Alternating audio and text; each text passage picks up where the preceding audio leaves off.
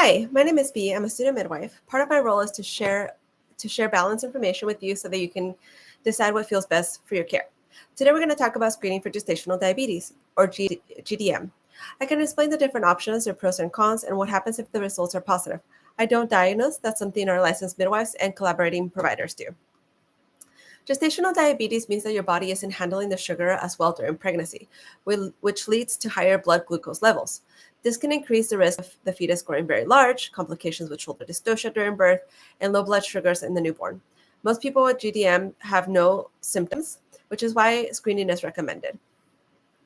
Gestational diabetes can happen to anyone, but the chances are higher if you have a family history of diabetes, are overweight before pregnancy, are over 35, have had gestational diabetes before, or come from certain ethnic backgrounds where diabetes is more common. Even without these, GDM can still develop, which is why universal screening is recommended in the United States. There are a few different ways to check for gestational diabetes. Each has their benefits and limitations. Um, the first one is the 1 hour glucose challenge test. This is usually the first of two tests. For this one, there's no fasting needed. You drink a solution of 50 grams of glucose and your blood is drawn 1 hour later. If it's high, you return for the longer oral glucose tolerance test, which is a more detailed and diagnostic test.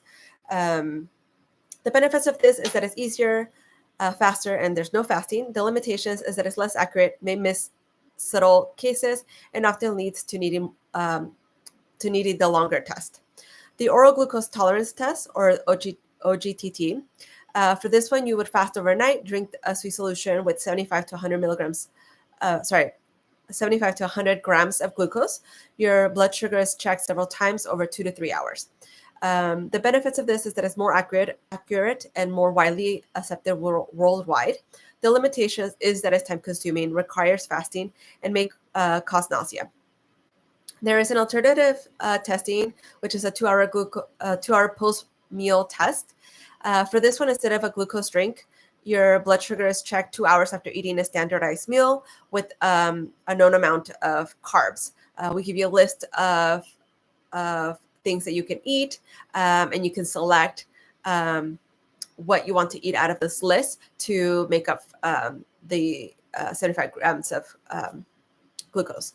The benefits of this is that it gives you a real life picture of how your body handles the food. The limitations is that it requires,